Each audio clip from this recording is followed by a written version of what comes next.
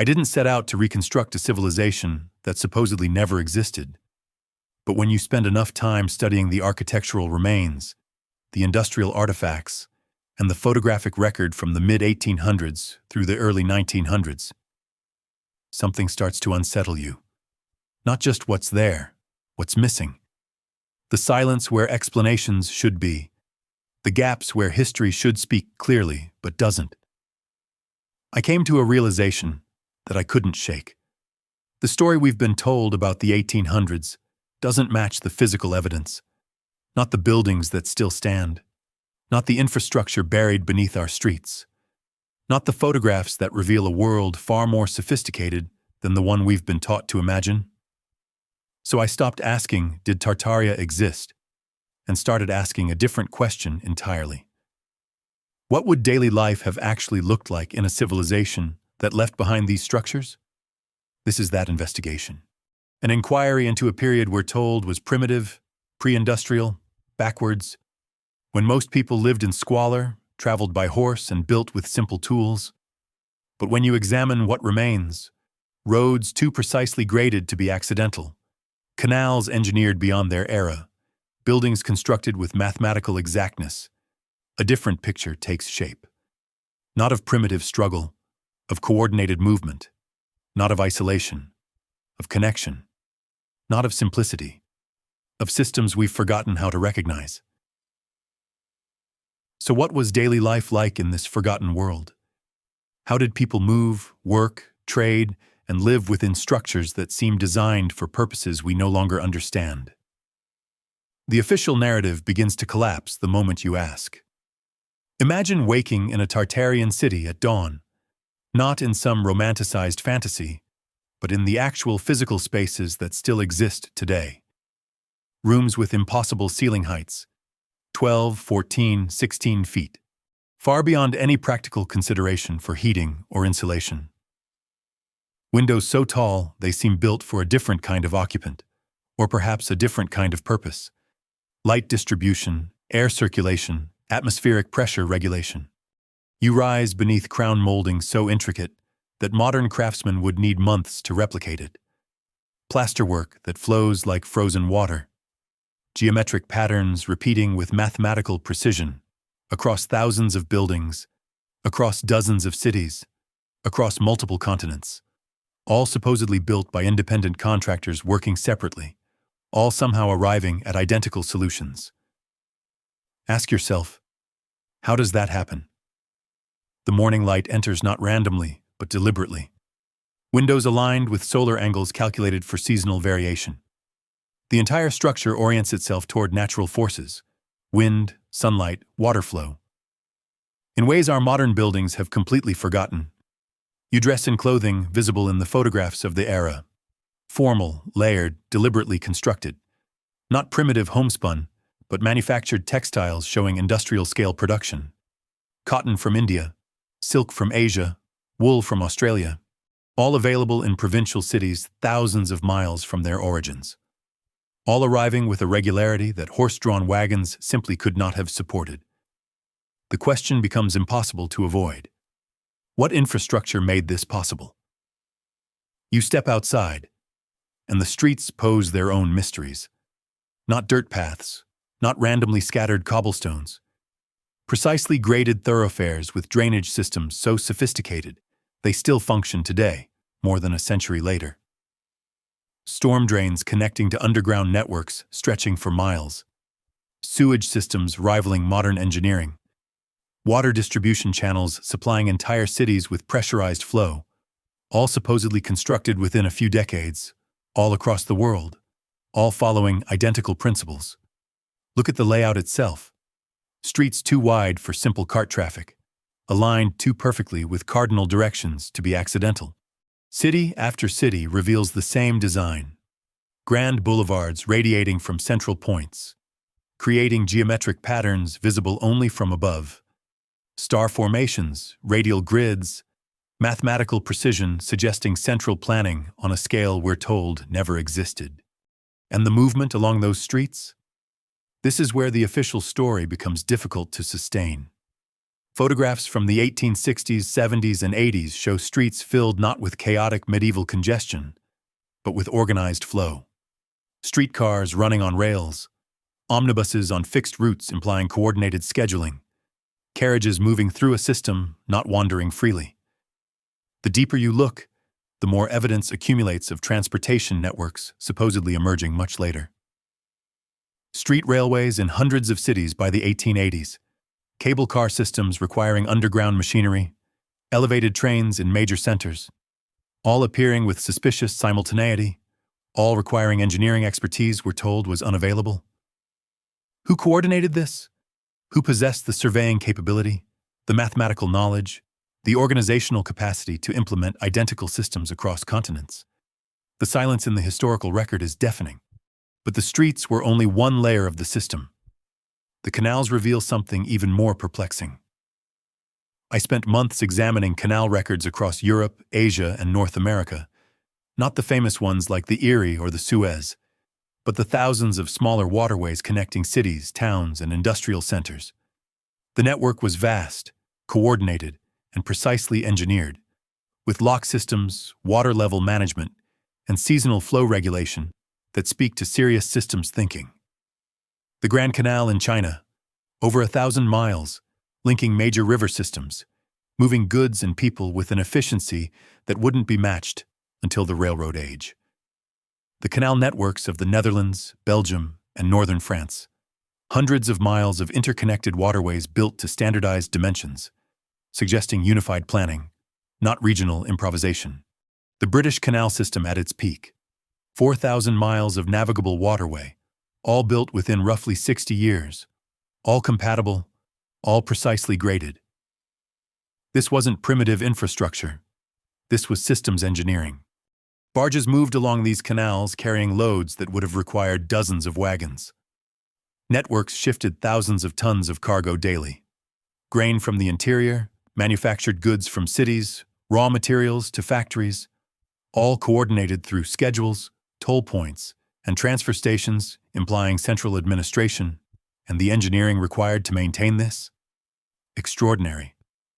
Water-level management across hundreds of miles, synchronized lock systems, uphill pumping stations, seasonal reservoir management. Where did this expertise originate? How did it spread so rapidly? Why does the historical record show no learning curve, no period of trial and error, but rather fully formed systems appearing almost simultaneously, as though inherited rather than invented? Beyond the canals and streets, another system operated quietly across thousands of miles. The overland trade routes we've been taught were primitive merchant trails were, in fact, sophisticated corridors of movement. The Silk Road wasn't a single path. It was a network of routes with established stations, water sources, and rest points positioned at precise intervals.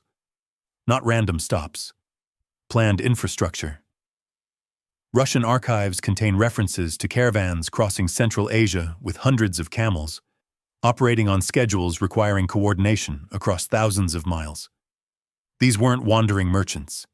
They were organized enterprises moving through established systems. The caravans arise along these routes, massive structures in Persia, Central Asia, Turkey, could house hundreds of travelers and animals. They featured water systems, storage facilities, defensive walls, all built to identical specifications, as if following a distributed architectural standard.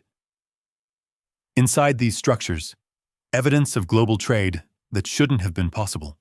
Goods from China in European markets, European manufacturing reaching Asian cities, African products distributed across continents, all moving through networks requiring a level of organization we're told simply didn't exist.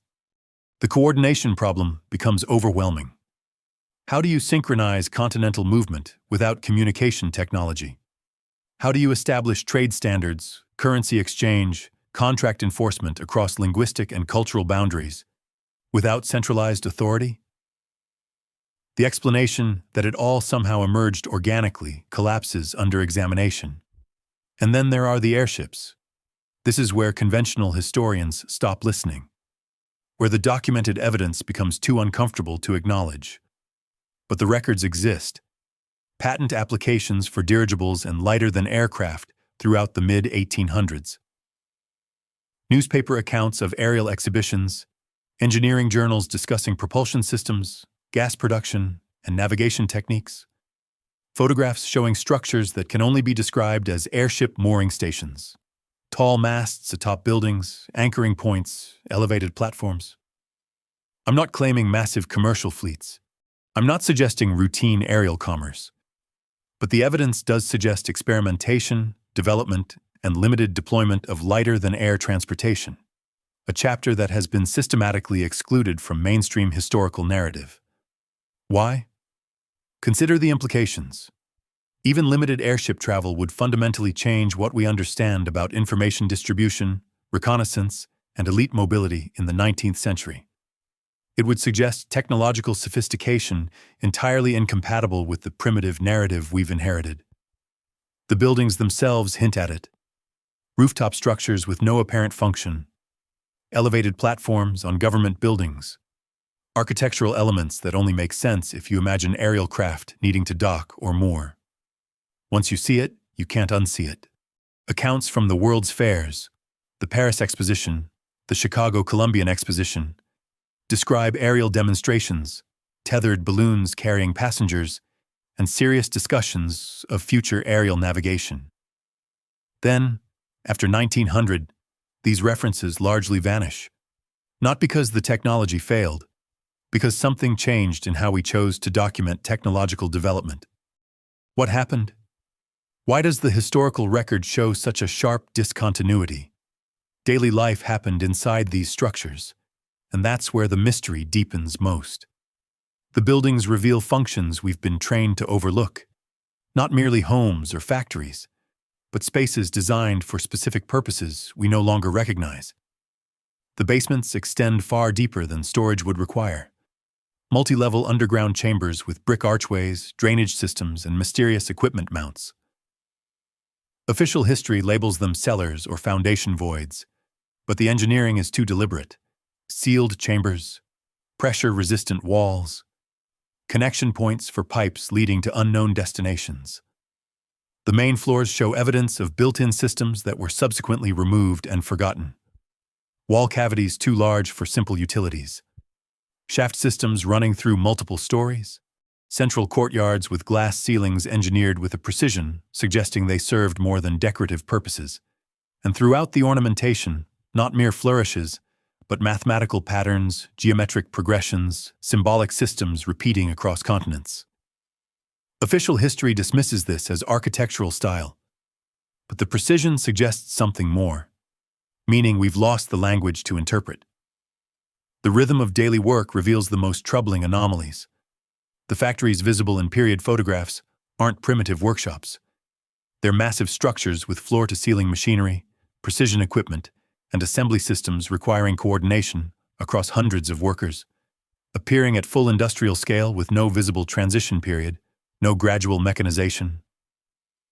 Textile mills in New England producing millions of yards of fabric annually by the 1830s. Steel foundries in Germany operating at industrial scale by the 1850s. Ceramic factories in England, glassworks in Bohemia, chemical plants in France, all appearing within decades, all requiring expertise supposedly unavailable. The workforce presents its own puzzle. Photographs show workers operating complex machinery with apparent expertise. Where did the training come from? How did thousands of workers across multiple industries simultaneously acquire specialized knowledge? The official story speaks of an industrial revolution, gradual technological progress driven by inventors and entrepreneurs. But the physical evidence suggests something different. Inherited systems, repurposed infrastructure, technology deployed rather than developed. Inside these factories, precision metalworking machinery with tolerances measurable in thousandths of an inch.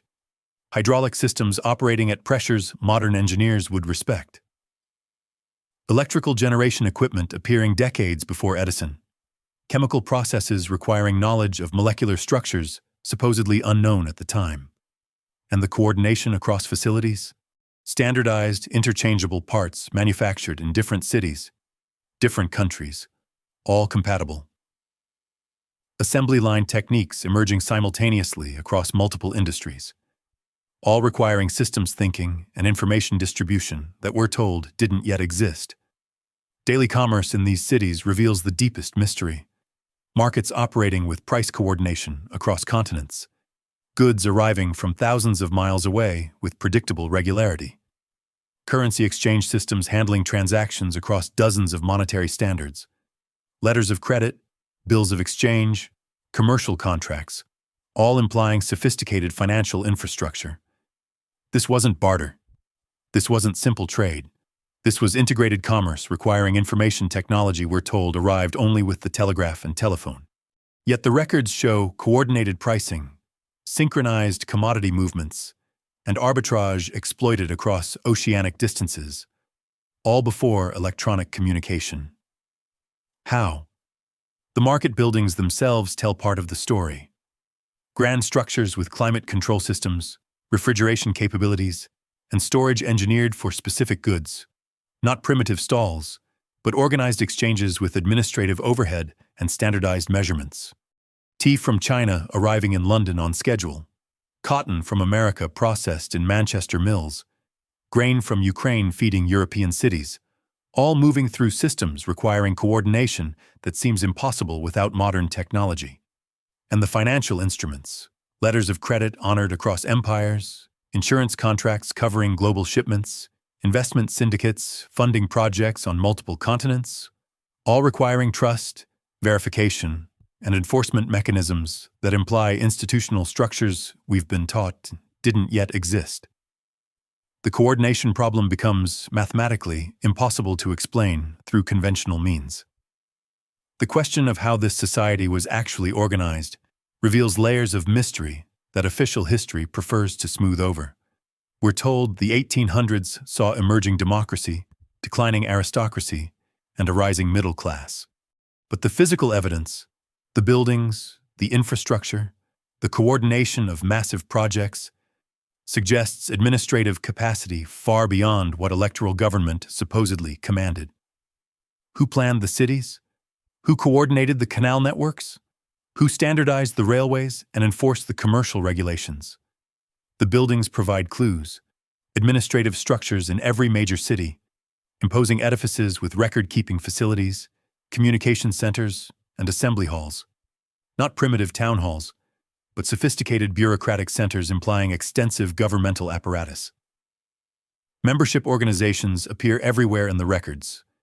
Trade guilds, professional societies, fraternal orders, philosophical associations, all operating internationally, all maintaining communications across political boundaries, all seemingly coordinating the systems that made daily life function. These organizations left minimal documentation. Their activities were considered internal matters, but their influence appears in the uniformity of outcomes. Identical building codes across nations, standardized engineering practices on multiple continents, coordinated responses to technical challenges. When you map these networks, when you trace the connections between cities, institutions, and projects, a picture emerges of organizational capacity that official history simply cannot explain. Daily cultural life poses questions historians prefer to leave unasked. Ideas spread too quickly. Architectural styles appearing simultaneously in distant cities. Musical trends emerging in multiple countries within months. Literary movements, philosophical concepts. Scientific theories distributed across continents with suspicious rapidity. Before the telegraph, before the telephone, before wireless. The official explanation invokes mail systems, traveling intellectuals, and published journals. But the timeline doesn't hold. The synchronicity is too precise.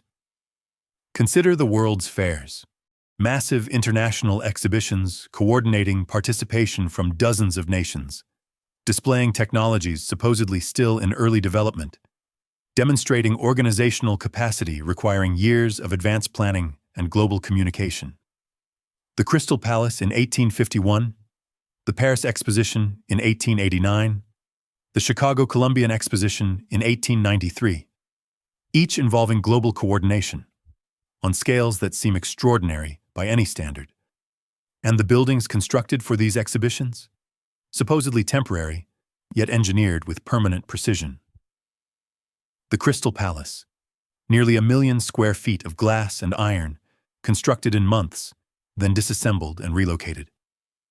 Paris exhibition structures covering hundreds of acres, appearing as if conjured, then disappearing from the record. Where did the expertise come from? Where did it go? Sheet music published simultaneously in New York, London, Paris, and Vienna, books appearing in multiple languages within weeks, scientific discoveries announced in different countries on the same day. The evidence suggests information distribution systems we've been taught didn't exist. As the workday ended and people returned home, they entered spaces filled with technologies that, by the official timeline, shouldn't have existed. Gas lighting systems requiring underground distribution networks, indoor plumbing connected to pressurized water supplies, heating systems with thermostatic controls, ventilation networks regulating air quality. All supposedly primitive, yet engineered with sophistication that modern buildings often struggle to match. The gas systems alone present overwhelming questions. How do you distribute combustible gas safely through hundreds of miles of underground pipe? How do you regulate pressure across a network serving thousands of buildings? How do you manage seasonal demand? How do you prevent leaks, explosions, contamination? Yet by the 1850s, major cities had these systems. Not experimental, not developing, but mature infrastructure serving entire populations. The water systems show even greater engineering depth. Reservoir construction requiring geological surveys, aqueducts spanning dozens of miles, filtration employing chemical processes, distribution networks with pressure regulation, flow control, and contamination prevention, all appearing within decades across dozens of cities, following identical principles. Inside the homes, standardized fixtures, compatible fittings, interchangeable parts, all suggesting manufacturing coordination and commercial networks operating at industrial scale before the supposed Industrial Revolution had fully matured. And the final impossibility? How did ordinary people working ordinary jobs afford all of this? How did infrastructure requiring massive capital investment serve middle-class populations? The economics don't work unless something fundamental is missing from our understanding. After dark, the city transformed. Street lighting appeared far earlier than official history acknowledges. Not primitive oil lamps, organized systems with central control, standardized fixtures, and coordinated maintenance.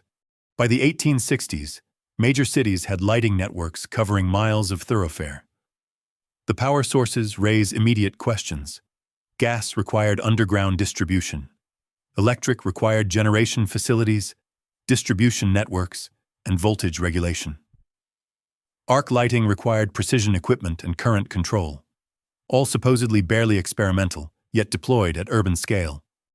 Photographs from the period show nighttime activity incompatible with primitive lighting.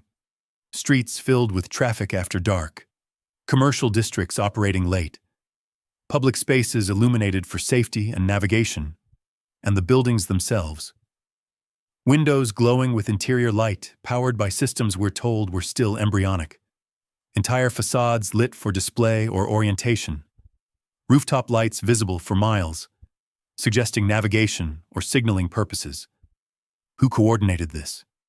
Who funded it? Who possessed the technical knowledge to implement electrical systems decades before Edison, Tesla, and Westinghouse supposedly pioneered the technology? The pattern is consistent. Mature systems appearing without documented development, spreading without apparent mechanism, operating with expertise that seems inherited rather than invented. This brings us to the central question this investigation cannot escape. What happened to the knowledge? Not just technical knowledge, engineering principles, manufacturing techniques, coordination protocols, but the conceptual frameworks that made these systems possible. The understanding of how to organize cities, move populations, distribute goods, and coordinate commerce across continents. The discontinuity is stark. Engineering journals from the 1880s contain sophisticated discussions of hydraulic systems, atmospheric pressure applications, and energy distribution networks. By 1920, these discussions have largely vanished, replaced by different paradigms, different assumptions, different technologies, as if an entire knowledge base was systematically replaced. Building techniques show the same pattern. 19th century structures demonstrate construction methods we can no longer replicate economically. Not because we lack tools, but because we've lost the systematic understanding of material properties, structural principles, and integrated design thinking that made those buildings possible.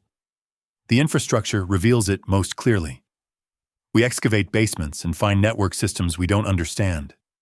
We demolish buildings and discover mechanical apparatus we can't identify. We examine water management systems and recognize sophistication we struggle to duplicate. This wasn't primitive technology gradually improving. This was sophisticated knowledge systematically forgotten. Ask yourself, why would advanced capabilities be abandoned? Why would efficient systems be replaced with inferior alternatives? Why would coordinated networks be dismantled in favor of fragmented solutions? The official narrative offers no answers because it denies the premise. We're told there was nothing to lose. That progress moved linearly forward, that each generation built steadily upon the last. But the physical evidence contradicts this completely. Imagine living through the transition, growing up in cities with comprehensive infrastructure, coordinated systems, sophisticated technologies, and then watching them dismantled, replaced, forgotten.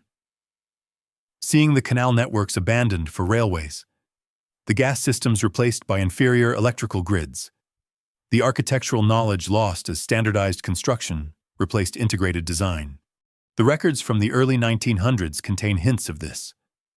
Complaints about deteriorating services, nostalgia for better days, references to capabilities within living memory that were no longer available. Older residents remembering when the streets were cleaner, the water purer, the air less polluted. When systems worked seamlessly, when cities felt designed rather than accumulated. But these voices were marginalized, dismissed as romantic reminiscence. The narrative of progress demanded that everything improve continuously, and any suggestion that capabilities had been lost threatened the fundamental story of modernity. So the knowledge faded. The skills disappeared.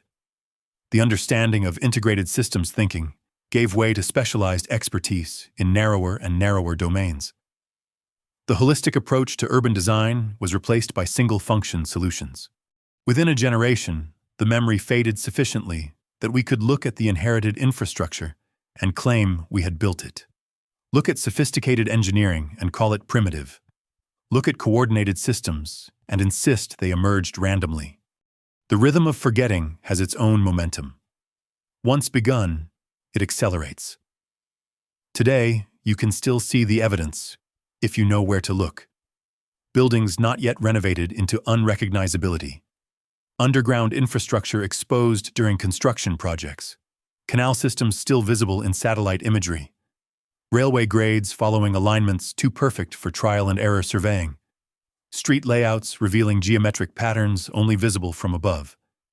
Walk through an older city with this perspective, and the anomalies become overwhelming. Building after building displaying capabilities that don't match the official timeline. Infrastructure revealing coordination that shouldn't exist. System after system showing sophistication we're told came later. The pattern is consistent. What remains is more advanced than what replaced it. 19th century railway stations with acoustic engineering that modern architects struggle to achieve. Victorian water systems with pressure regulation that contemporary infrastructure can't match. Industrial buildings with natural climate control that mechanized systems fail to duplicate. This isn't nostalgia. This isn't romantic reminiscence. This is measurable, documentable, physical evidence that the narrative of continuous progress is fundamentally incomplete. Something existed. Something sophisticated, coordinated, global. Something we've been taught never was. I began this investigation expecting to document a historical period I thought I understood. Instead, I discovered a mystery that deepens with every archive visited, every photograph examined, every building measured. What was life like in the cities we call Tartarian? It was, the evidence suggests, more coordinated than we've been told, more sophisticated than official history acknowledges, more interconnected than the available technology supposedly allowed. People moved through systems we can barely comprehend, worked with technologies we've forgotten how to replicate, lived in spaces designed for purposes we no longer recognize, participated in networks of trade, communication, and organization that seem impossible without capabilities we're told didn't exist. And then something changed. Not catastrophically, not all at once, but systematically, deliberately, as if by design, the knowledge faded. The systems were dismantled, the infrastructure abandoned or repurposed. The understanding of how it all worked together disappeared into obscurity. Within a few generations, we couldn't remember. We looked at what remained and invented new stories to explain it. Stories that fit our preferred narrative of progress, of invention, of continuous advancement from primitive to modern. But the buildings remember, the streets remember, the canals, the railways, the underground networks. They all remember a different story. A story of coordination without communication technology, organization without electronic systems, sophisticated engineering without modern tools, global networks without contemporary transportation. A story we've been systematically taught to forget. The question isn't whether this world existed. The evidence is overwhelming, physical, and impossible to dismiss. The question is, why have we been so determined not to see it? Why must we insist that everything before us was primitive, limited, backward? Why can't we accept that knowledge is sometimes lost? That civilizations sometimes forget? That progress isn't always linear? What are we protecting by maintaining the official narrative? And more troubling, what else have we forgotten? What other capabilities existed that we can no longer recognize? What other systems operated that we've trained ourselves not to see? The buildings stand, waiting for someone to ask the right questions. The infrastructure endures, silent testimony to knowledge we've misplaced. The photographs preserve moments from a world we claim never existed. But it did exist. People lived in it, worked in it, and moved through it daily. Built lives within systems we've convinced ourselves were impossible. And somewhere, in the archives, in the basement storage rooms, in the forgotten engineering journals, the documentation waits. The evidence accumulates. The pattern becomes undeniable. Once you see it, you can't unsee it. The only question remaining is whether we're willing to look. This investigation continues. If you want to support this research, consider subscribing or becoming a member. Because the deeper we look, the more we find that history isn't what we've been told. And that truth, perhaps, is what we've been forgetting all along.